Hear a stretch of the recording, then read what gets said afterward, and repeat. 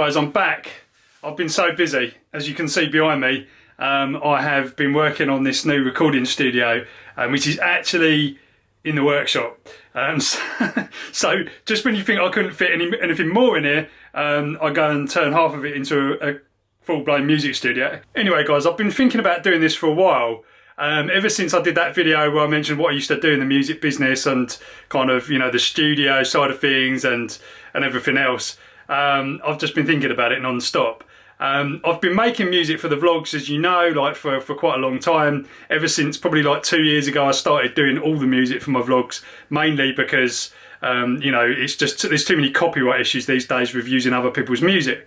So I thought, why not? I can do it. I might as well just push myself and try and make a track for like every video. Now that's actually turned out to be quite a challenge, because not only are you doing all the video editing, you're doing all the sound design as well. So basically it's taking you like 2 or 3 times longer to do a video, which is fine. I love doing it.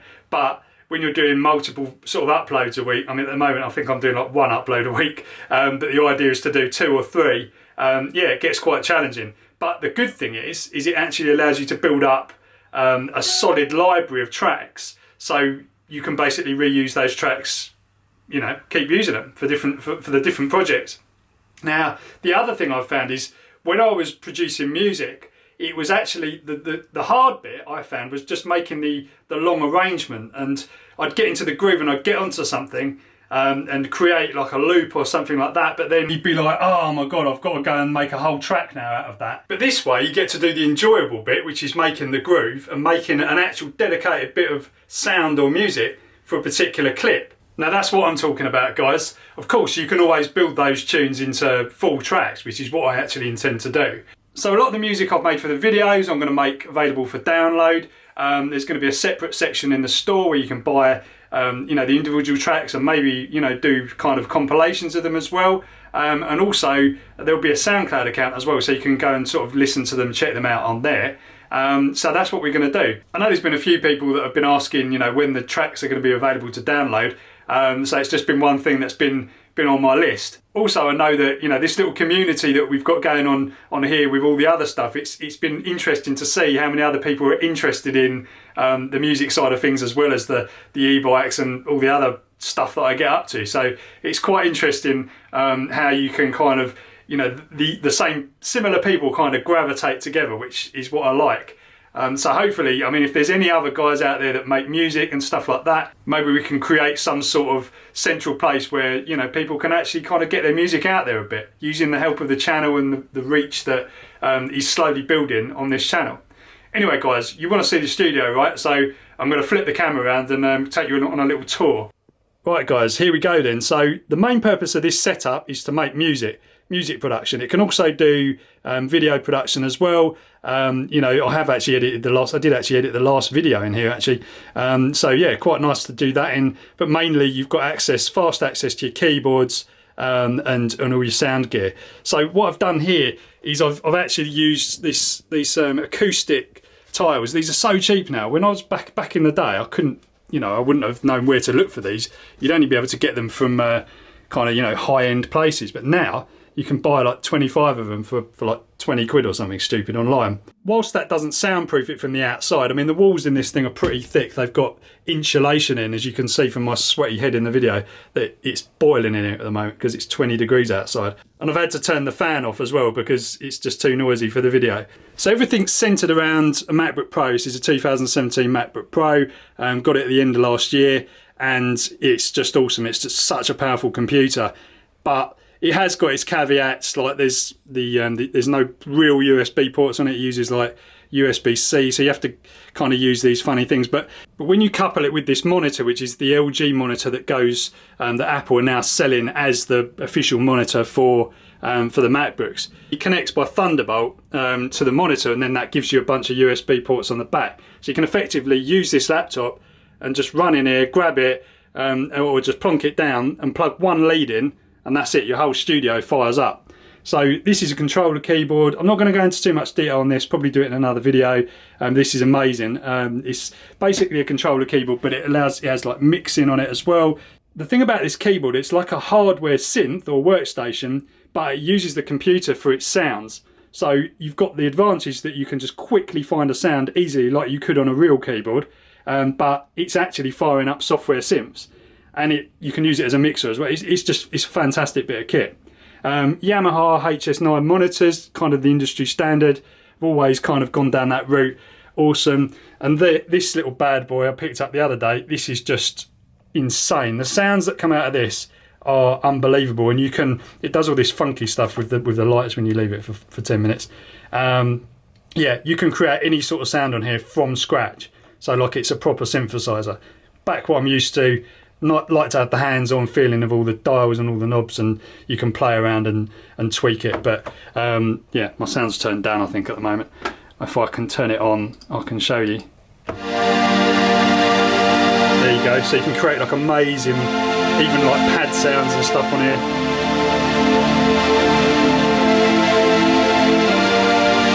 Control all the filters.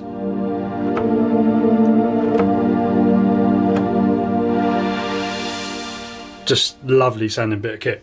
Bass sounds as well.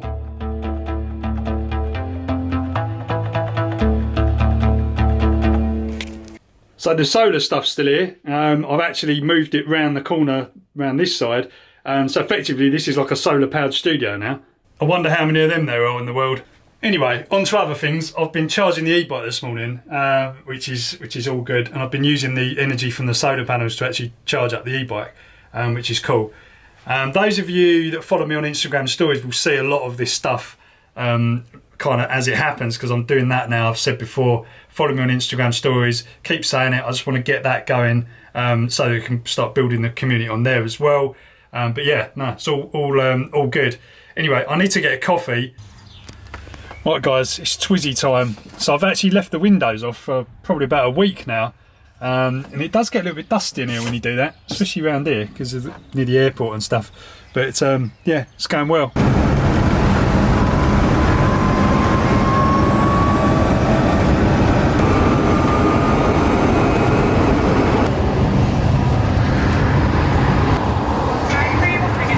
Hiya, can I get a medium soy latte, please? No, it's that, please. Hello. Hiya. Always brings a smile to your face. It does. We were talking about it yesterday. Were you? Haven't seen that idiot for a while. We said how cool they Oh, are. cool. That's good to know. There you go. There's no cup holders though, that's the only problem. Go far in them. Yeah, about 50 miles. Something like that. And then just plug it in when it gets to the other end. Oh, it's hot in here. I think it's time for a bit of an e-bike blast. It is so nice out there. I'm just going to whiz out and do a bit of off-road. What's that?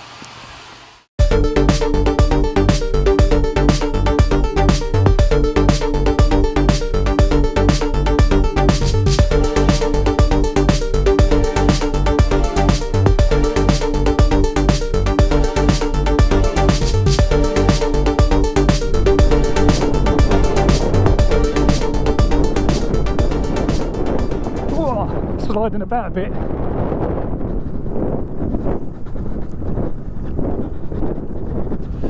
Right, back from the e-bike ride. Don't worry, I'm not naked. Me and Sarah might have just had a little water fight. It's resulted in this, absolutely soaked. She got me point blank in the face with the hose, like on full pressure as well. Anyway guys, it's pretty hot in here, pretty hot. I've got the fans going down there, but it's not really helping. It is really warm in here.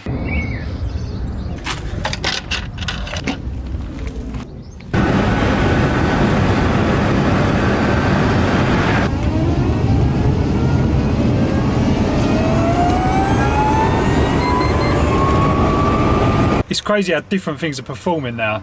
Like it says 87%, and normally like this little journey would be like, I'd probably be on like, I don't know, less than 87, definitely.